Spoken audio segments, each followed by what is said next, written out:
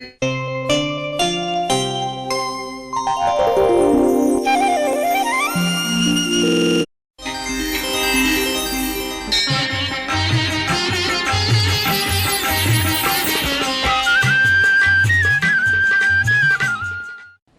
నమో వెంకటేశాయ.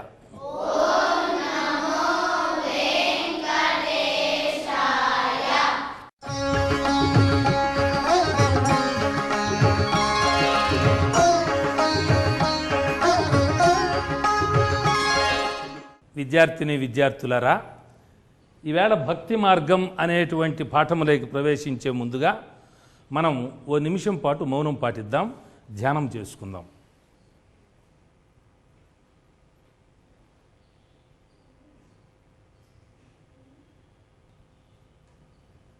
తరువాత 3 సార్లు నెమ్మదిగా ఓంకారాన్ని జపిద్దాం.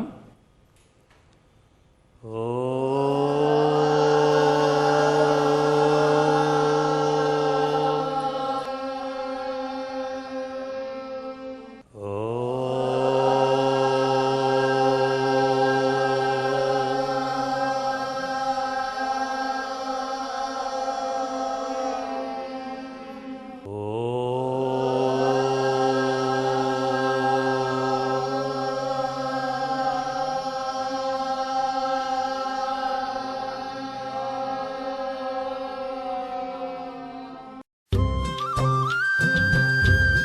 త్వమేవ మాతా చ పితా త్వమేవ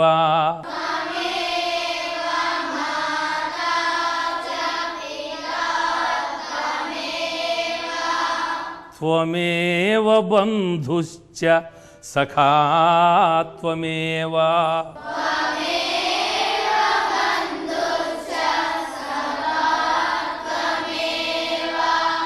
త్వమేవ విద్యా ద్రవిణం త్వమేవ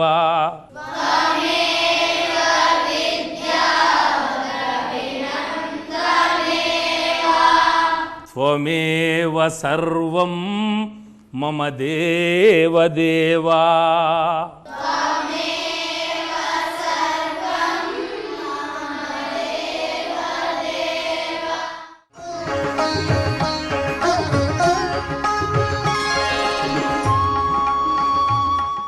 ఇప్పుడు మొదటి సంఘటన గురించి చెప్పుకుందాం.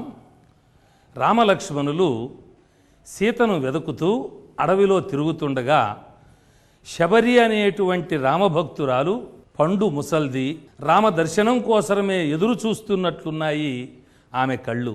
శ్రీరాముణ్ణి చూడగానే పులకించి సాదరంగా ఆహ్వానించి అతడికి సమర్పించడానికి అనేక చెట్ల నుండి సేకరించిన పండ్లను తాను రుచి చూచి తరువాత స్వామికి అందించింది. శబరి ఇచ్చిన పండ్లను శ్రీరాముడు సంతోషంతో తిన్నాడు. ఇప్పుడు మరో సంఘటన పరిశీలిద్దాం. అదొక ధనవంతుడి మేడ. అతడు సత్యనారాయణ వ్రతం చేస్తున్నాడు. మామిడి తోరణాలతో, పూల దండలతో, అగరుబత్తీల పరిమళాలతో, అనేక రకాల పండ్లతో, వెండి బంగారు పాత్రలతో పూజ అట్టహాసంగా మొదలైంది. వచ్చేవాళ్ళు పోయేవాళ్లతో ఆ ప్రాంగణమంతా చాలా కోలాహలంగా హడావిడిగా ఉంది. అర్చకుడు పూజ చేస్తూ అక్షతలు ఇవ్వడానికి చూస్తే ఆ ఇంటి యజమాని చెయ్యి కనిపించలేదు. అది అతిథులకు షేక్ హ్యాండ్ ఇస్తూ ఉంది. నమస్కారం చేయండి అన్నాడు అర్చకుడు. నమస్కారం చేస్తున్నాడు. అయితే దేవుడికి కాదు, వచ్చిన మంత్రి గారికి. తీర్థప్రసాదాలు తీసుకోమని అర్చకుడు అంటే, అయ్యా త్వరగా కానియండి, భోజనాలకు అందరూ ఎదురు చూస్తున్నారు అన్నాడు యజమాని. ఈ 2 సంఘటనల్లో ఎవరిలో మీకు భక్తి కనపడింది? ఎందుకు? ఆమె భక్తిలో నిజాయితీ ఉంది, నిర్మలత్వం ఉంది, స్వచ్ఛత ఉంది, ఏమాత్రం అహంకారం లేదు.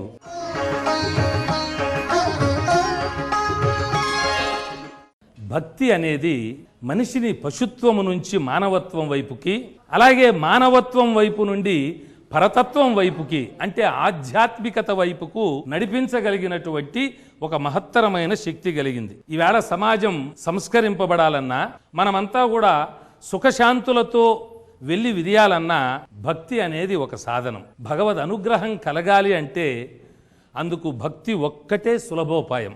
అమాయకుడు ముగ్ధుడు అయినటువంటి తిన్నడి కథను చదవాల్సిందే. శ్రీకాళహస్తి ప్రాంతం అది. అక్కడ సువర్ణముఖి నదీ ప్రవాహం భగవంతుణ్ణి చేరాలనుకునే సద్భక్తుని యొక్క ఆరాటంలాగా ఆ నది ప్రవహిస్తూ ఉంది. చుట్టూ దట్టమైన అడవి. ఆ అడవిలో విల్లు బాణాలు ధరించినటువంటి ఒక గంభీరమైనటువంటి ఆకృతితో, మెడలో రకరకాల పూసల దండలు, ఈకలతో కూడినటువంటి తలకట్టు, వేగంగా సాగిపోతున్న అతడి అడుగులు హఠాత్తుగా ఆగిపోయాయి.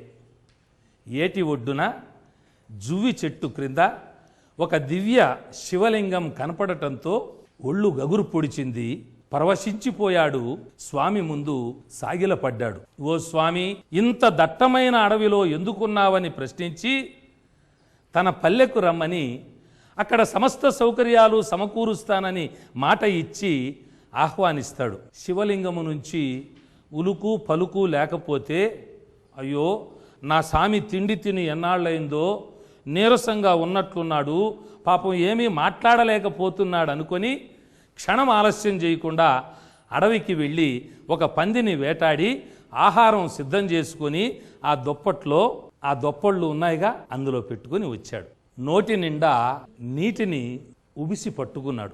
సరే, సదాశివుణ్ణి చేరుకొని నోటిలోని నీటిని శివుడి పైన కుమ్మరించాడు. అభిషేక ప్రియుడైనటువంటి ఆ స్వామి ఆ నీటినే మంగళజలంగా భావించి మురిసిపోయాడు. తాను రుచి చూచి పెట్టినటువంటి మాంసాహారాన్ని మహానైవేద్యంగా భావించి ఆరగించాడు శివుడు. అతడికి పరమ భక్తాగ్రగణ్యుడిగా ముక్తిని కూడా ప్రసాదించాడు. ఆ బోయవాడే తిన్నడు. అతడినే కన్నప్ప అని కూడా కీర్తిస్తారు. మరి ఇదంతా వింటుంటే మీకు ఆశ్చర్యం కలగటం లేదు? తిన్నడికి మంత్రం రాదు, జపం చెయ్యలేదు, శాస్త్రం తెలియదు. తెలిసిందల్లా ఒక్కటే, అదేమిటి? భగవంతుణ్ణి పరమ ప్రేమతో పూజించడం. కాబట్టి ఈ పరమ ప్రేమనే భక్తి అంటారు. అటువంటి ఆ ప్రేమను ఈవేళ మనం కలిగి ఉన్నామా? మరి కలిగి ఉండాలంటే ఏం చేయాలి? భగవంతుని పట్ల ఏ విధమైనటువంటి కోరికలు లేకుండా నిర్హేతుకమైనటువంటి ప్రేమ కలిగి ఉండడమే భక్తి. ఆత్మతత్వానుసంధానం భక్తిరిత్యభిధీయతే. అంటే ఆత్మ యొక్క తత్వాన్ని అన్వేషించడమే భక్తి అని అన్నారు. అంతేకాకుండా స్వస్వరూపానుసంధానం భక్తిరిత్యభిధీయతే. అంటే స్వస్వరూపం, తన స్వరూపములోనే తనలోనే తాను భగవంతుణ్ణి దర్శించడం. ఈ జీవుడిలోనే భగవంతుడు దేవుడు ఉన్నాడు. కాబట్టి భజ సేవాయాం అనేటువంటి ఒక ధాతువు నుంచి భక్తి అనేటువంటి ఈ శబ్దం వచ్చింది. అంటే భక్తి అంటే సేవ, పరమాత్మను సేవించడమే భక్తి. భక్తి ఎందుకు అంటే రకరకాల మనుషులు రకరకాలైనటువంటి కోరికలతో ఉంటారు. కొంతమంది మా కోరికలు తీరాలని ఆ భక్తి మార్గాన్ని అవలంబిస్తారు. కొంతమంది ఇంట్లో వాతావరణం, తమ తాతలు తండ్రులు పెద్దలు చేసేటువంటి దాన్ని చూచి నేర్చుకుంటారు. కొంతమంది బయట ఆధ్యాత్మిక వాతావరణం యొక్క ప్రభావంతో భక్తులుగా తయారవుతారు. దేవుణ్ణి మొక్కకపోతే ఏమవుతుందో అనేటువంటి భయంతో ఇంకొంతమంది మరి ఈ భక్తి మార్గంలో వెళుతారు. కానీ భారతీయ సంస్కృతిలో ధర్మము, అర్థము, కామము, మోక్షము అని వీటిని మనం చతుర్విధ పురుషార్థాలు అంటారు. ప్రతి మనిషి కూడా జీవితంలో వీటిని సాధించి తీరాలి. అంటే చివరిదైనటువంటి మోక్షమే అసలైన పురుషార్థం అని కూడా కొంతమంది అంటారు. మరి అటువంటి స్థితికి చేరుకోవాలనే మన పెద్దలంతా ప్రయత్నం చేసినారు. బమ్మెర పోతనామాచ్యుడు శ్రీ కైవల్య పదంబు చేరుటకునై చింతించెదన్, కైవల్యమే తన లక్ష్యము అని ఆ మహానుభావుడు స్పష్టం చేసినాడు. ఇదే భారతీయుల యొక్క ఆత్మ. మరి మోక్షం పొందడానికి అనేక సాధనలు సామగ్రులు ఉన్నాయి. అందులో విశిష్టమైంది సులభమైంది భక్తి అని జగద్గురువు శ్రీ ఆదిశంకరులు చెప్పినారు. చెప్పండి, మోక్ష సాధన సామగ్ర్యాం భక్తిరేవ గరీయసి. భగవంతుణ్ణి చేరుకోవడానికి సులభమైంది భక్తి మార్గమే అంటారు నారదుల వారు కూడా. భగవంతుడు వేదప్రియుడు, నాదప్రియుడు, అన్నింటికీ మించి భక్తికి ప్రియుడు అని కూడా కొంతమంది సిద్ధాంతీకరించినారు. పోతనే ఆ విషయాన్ని చెబుతూ చిక్కడు వ్రతముల క్రతువుల చిక్కడు దానముల శౌచశీల తపములన్ చిక్కడు యుక్తిని భక్తిని చిక్కిన క్రియా అచ్యుతుండు సిద్ధము సుండి. చిక్కడు వ్రతముల క్రతువుల, ఎన్ని వ్రతాలు చేసినా క్రతువులు చేసినా ఎన్ని దాన ధర్మాలు చేసినా భగవంతుడు చిక్కడు. మరి దేనికి దొరుకుతాడు భగవంతుడంటే భక్తికి లొంగిపోతాడు. భక్తిని చిక్కిన క్రియా అచ్యుతుండు సిద్ధము సుండి. ఇప్పుడు భక్త మార్కండేయుడు అతడి భక్తి ఎంత అచంచలమైందో చక్కగా ఆ విషయాన్ని తెలుసుకోవడానికి ప్రయత్నం చేద్దాం. మృకండు మహర్షి అని ఒక మహర్షి ఉండేటువంటి వాడు. ఆ మహర్షికి శివుడి యొక్క అనుగ్రహం వల్ల ఒకే ఒక్క కొడుకు పుట్టాడు. అతడి పేరు మార్కండేయుడు. ఆయన ఆయుష్ కేవలం 16 సంవత్సరాలు. కాలం గడుస్తూ ఉంది. 16 ఏండ్లు ఎంత లోపలికి నిండుతాయమ్మా? నిండిపోతూ ఉన్నాయి. తల్లిదండ్రులకి పాపం బెంగ పుట్టింది. ఆ సమయంలో నారద మహర్షి వారు వచ్చి ఆ కుటుంబం కాశీకి పోతే మంచిదని, అక్కడ శివుణ్ణి ఆరాధిస్తే శుభం కలుగుతుందని ఆయన సూచించడంతో ఆ కుటుంబం అంతా కూడా శివుణ్ణి ఆరాధించడానికి కాశీకి చేరుకున్నారు. మరణ సమయం ఎటూ ఆసన్నమైంది. యమదూతలు కూడా రానే వచ్చారు. అయితే మార్కండేయుని చేరలేకుండా పోయినారు. సరే, వాళ్ళు ఆ విషయం యమధర్మరాజుకు చెబితే సాక్షాత్తు యమధర్మరాజే వచ్చాడు. అయినా భయపడలేదు మార్కండేయుడు.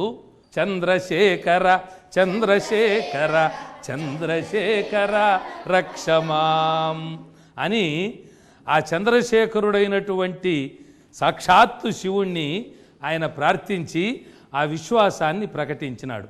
శివుణ్ణి ఆశ్రయించినటువంటి నన్ను ఈ యముడేం చేస్తాడు అనేటువంటి ధైర్యాన్ని, సాహసాన్ని ప్రదర్శించినాడు. గట్టిగా శివలింగాన్ని పట్టుకున్నాడు. యముడు తన ధర్మాన్ని కర్తవ్యాన్ని నిర్వర్తిస్తూ పాశం విసిరినాడు.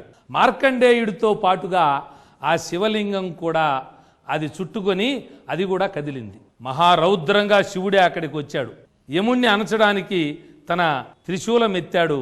దేవతలంతా కూడా అడ్డుకొని ఆ మహానుభావుణ్ణి శాంతింపజేసినారు. శివుడి ఆజ్ఞ మేరకు ఆ విధంగా మార్కండేయుడిని విడిచిపెట్టడం, యముడు వెళ్ళిపోవడం, ఆయన దీర్ఘాయుష్మంతుడు అవ్వటం అనేది జరిగింది. మరి ఈ కథలో మనకేం తెలిసింది? భక్తి శక్తి గొప్పదే అనేటువంటి విషయం ఆవిష్కరింపబడిందా లేదా? కాబట్టి భక్తి మహాత్మ్యానికి సంబంధించినటువంటి సంఘటనలు కూడా ఇలాంటివి మన సాహిత్యంలో ఎన్నో ఉన్నాయి. అసలు ఒకసారి ఆలోచించండి, భక్తి అంటే మీకు ఏం అర్థమైంది? భక్తి మనిషికి ఒక శక్తిని నిజంగా ఇస్తుందా అని మనం పరిశీలిస్తే ఇస్తుందనే చెప్పాలి. మనిషి సుఖశాంతులతో ధర్మబద్ధంగా జీవించడానికి ఒక విధమైనటువంటి ప్రేరణనిస్తుంది భక్తి. అందుకే భక్తి అనేది భారతీయ జీవన విధానములో ఒక అంతర్భాగమైపోయింది. భక్తిభావం బలపడకుండా ఉంటే ఆ కుటుంబం కానీ సమాజం కానీ అంత బాగా ఉండదు. ఒకానొక కాలంలో ఈ భక్తి అనేటువంటి భావం కూడా బలహీనపడుతూ వచ్చింది.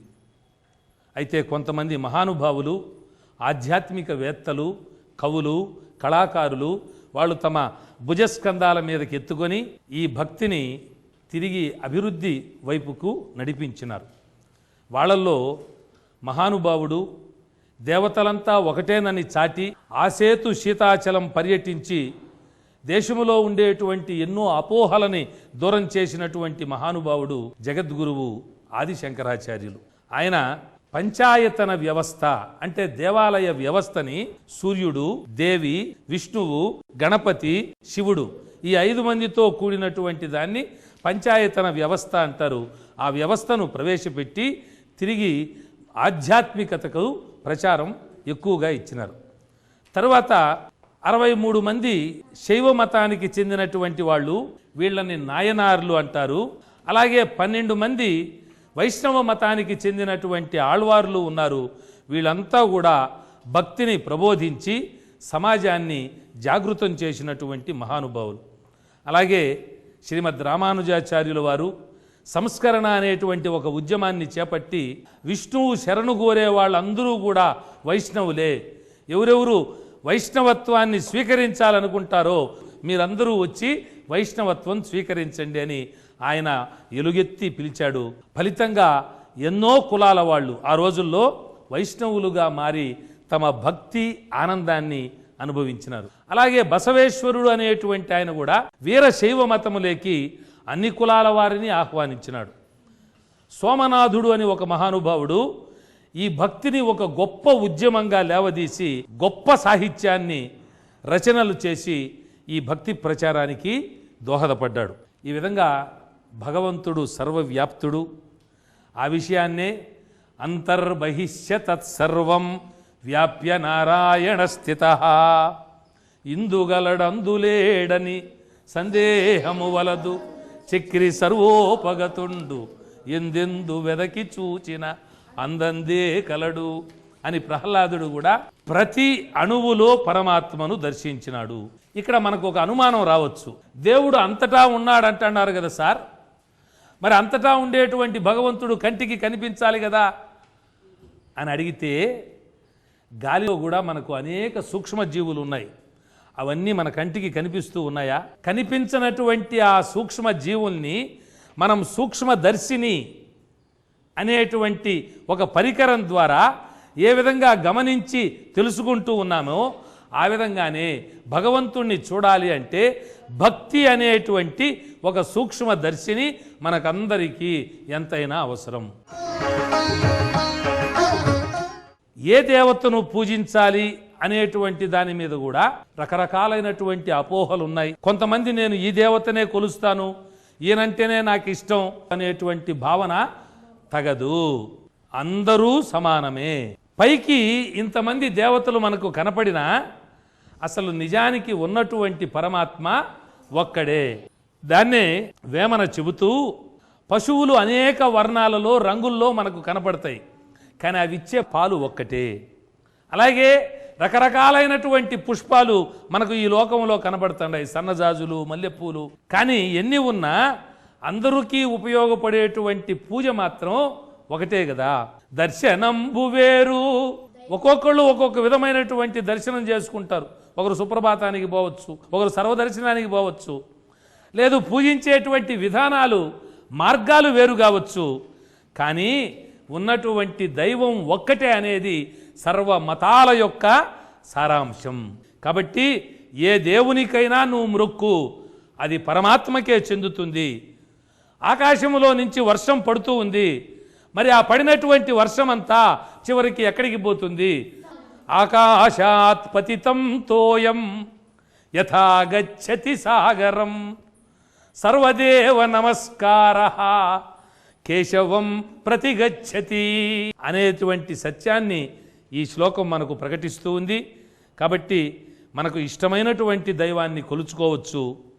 ఇతర దేవతా నింద చేయడం మహాపాపం అని మనం తెలుసుకోవాలి. ఇప్పుడు మీరు దేవుడు అంతటా ఉన్నాడని అనుకుంటూ ఉన్నారా లేదా? దేవుడు అంతటా ఉన్నాడు. మరి దేవతల్లో తేడాలు చూడాలా వద్దా? వెరీ గుడ్, చాలా సంతోషం. భక్తికి అర్హత ఏమైనా ఉందా అంటే, కొంతమంది మంత్రాలతో అర్చించడమే భక్తి అని అనుకుంటారు. కానీ అందరికీ మంత్రాలు వచ్చా? మరి ఏ మంత్రము రానటువంటి సాలెపురుగు, సర్పము, ఏనుగు వీళ్ళందరూ కూడా మోక్షాన్ని పొందినారని మనకు దగ్గరలో ఉండేటువంటి శ్రీ కాళహస్తీశ్వర స్వామి యొక్క మహాత్మ్యం వలన తెలుస్తూ ఉంది. కులం కూడా భక్తికి ప్రధానం కాదు అని కనకదాసు కథ వలన, వయసు కూడా భక్తికి ప్రధానం కాదు, ఈ కథల వలనంతా కూడా మనకు తెలుస్తూ ఉంది. మన తిరుమల వెంకటేశ్వర స్వామికి తొండమాన్ చక్రవర్తి అనేటువంటి ఆయన కూడా చాలా గొప్ప భక్తుడు. ఆయన తాను మహారాజునని తన స్థాయికి తగినట్లుగా బంగారు పుష్పాలను తయారు చేసి సమర్పించినాడు భగవంతుడికి. అయితే మరుసటి రోజు ఉదయం మళ్ళీ మహారాజు గారు వచ్చి స్వామిని దర్శించుకుని తాను సమర్పించినటువంటి బంగారు పుష్పాలు ఉన్నాయా అని చూస్తే అవి ఒక పక్కకు తొలగింపబడి ఉన్నాయి. వాటి స్థానములో మట్టి పూలు ఉన్నాయంట. ఇదేమిట్రా, స్వామి పాదాల దగ్గర నా పుష్పాలు లేకుండా ఈ మట్టి పూలు ఉన్నాయే అని తనలో తాను అనుకుంటూ ఉంటే సాక్షాత్తు స్వామివారే రాజుతో, ఈ మట్టి పూలు కొండ కింద ఉండే కుమ్మరి, నాకు అత్యంత ప్రీతిపాత్రుడైనటువంటి భక్తుడు కురువరతి నంబి అనేటువంటి ఆ మహానుభావుడు తయారు చేసి తన ఇంట్లో సమర్పించినవి ఇక్కడ ఉన్నాయి అని భగవంతుడే చెప్పాడంట. అంటే స్వచ్ఛమైనటువంటి భక్తే గొప్పది గాని అహంకారంతో అట్టహాసంతో తన ధన గర్వాన్ని ప్రకటించేటువంటి భక్తి కాదు. పత్రం పుష్పం ఫలం తోయం అన్నాడు. ఇవన్నీ సులభమైనటువంటి వస్తువులు, వాటినిస్తే చాలు భగవంతుడు అనుగ్రహిస్తాడు అని. భక్తి ప్రధానం కానీ ధనం ప్రధానం కాదనేటువంటి అంశం మనకి ఇక్కడ చాలా చక్కగా తెలుస్తూ ఉంది.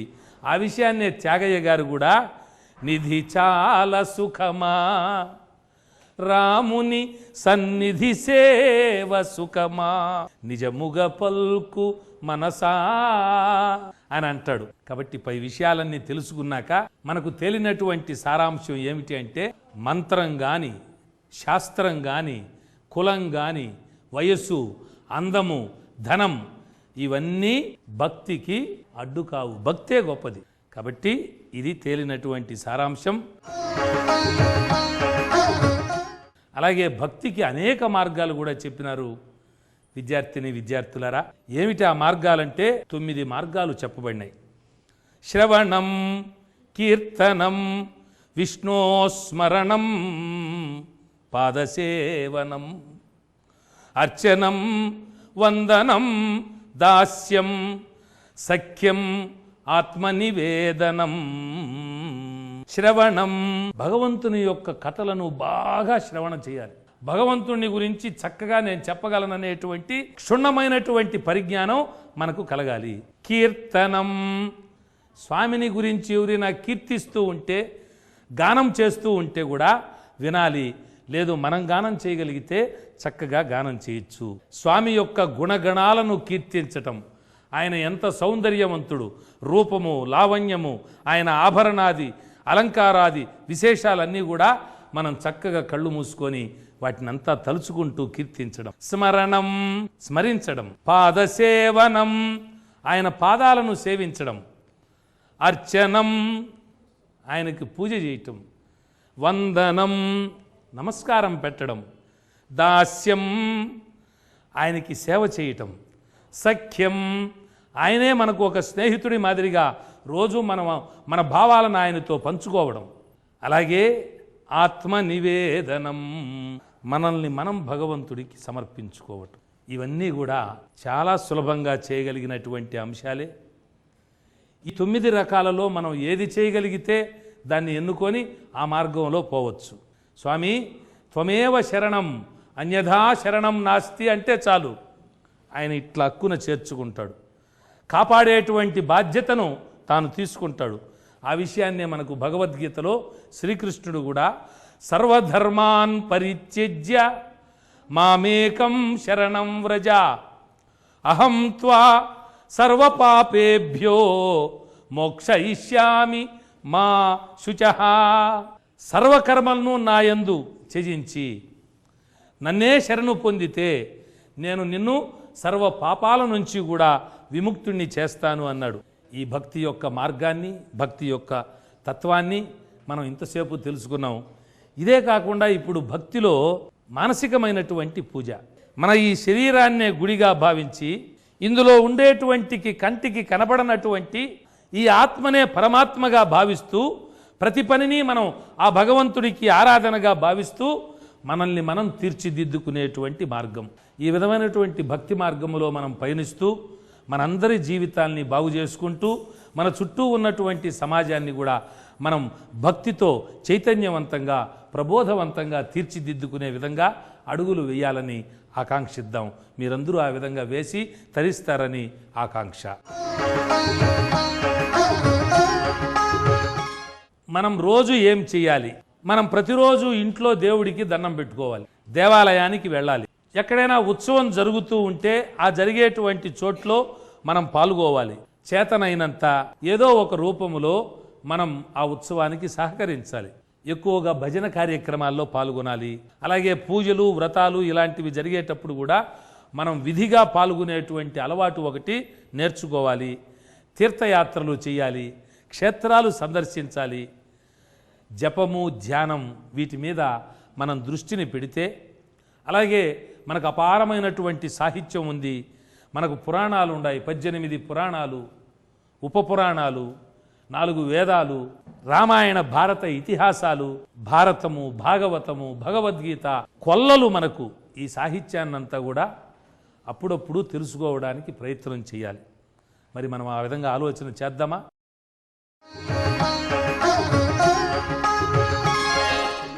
మీరైతే ఏం చేస్తారు? ఈ క్రింది వాటిల్లో మీరు సూర్యోదయానికి ముందే నిద్రలేస్తారా? బొట్టు పెట్టుకుంటారా?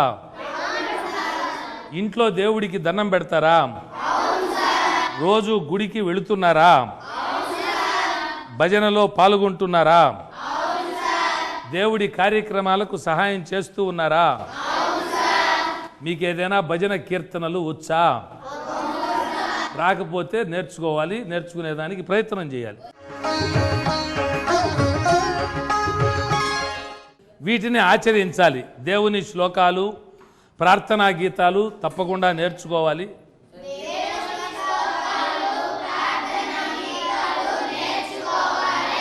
ఇంట్లో, గుడిలో దైవ కార్యక్రమాల్లో పాల్గొనాలి.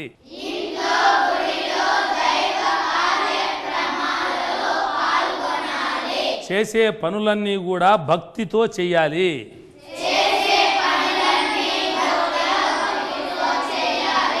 భక్తుల యొక్క కథలను, భక్తిపర సంఘటనలను చదివి ప్రేరణ పొందాలి.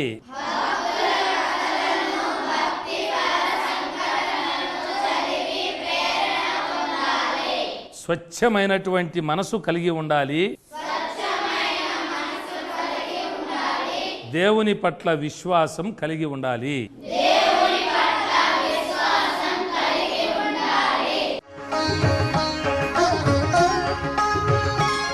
సరే, ఈ పద్యాలను ఒకసారి ధారణ చేద్దాం. కాయేన వాచా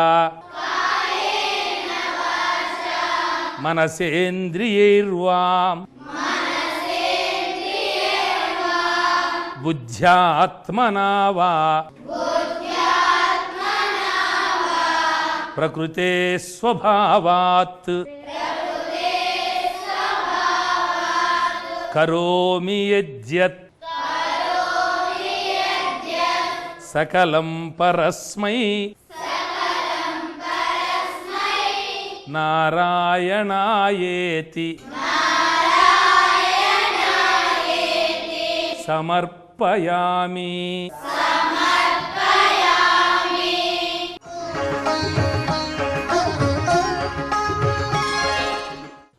వీటిని మనం మన మనస్సుల్లో పదిలపరుచుకోవాలి. భక్తి గురించి మీరు ఏదైనా ఒక కవిత్వం కానీ, గేయం కానీ వ్రాయటానికి ప్రయత్నం చేయాలి.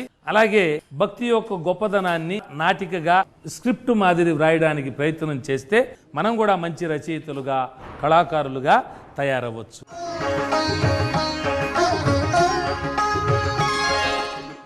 నేను ఎప్పుడు ఇది చేయాలి అని అనుకుంటున్నానని వాటిని కూడా మీరు కొన్ని ఆచరించాలి. భగవంతుని పట్ల భక్తి కలిగి ఉండడానికి నేను ఏ మార్గాన్ని ఎంచుకున్నానంటే, ఎందుకంటే మనం 9 మార్గాలు చెప్పుకున్నాం.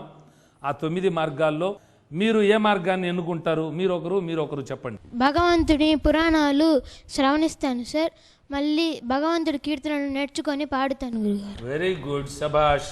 అలాగే అమ్మాయిల్లో, అమ్మాయి నువ్వు ఏ మార్గాన్ని ఎంచుకుంటావు? నేను కీర్తనం అనే మార్గాన్ని ఎంచుకుంటాను గురుగారు. నమే భక్త ప్రణశ్యతి భగవద్గీత. నా భక్తుడెన్నటికీ నశించడు.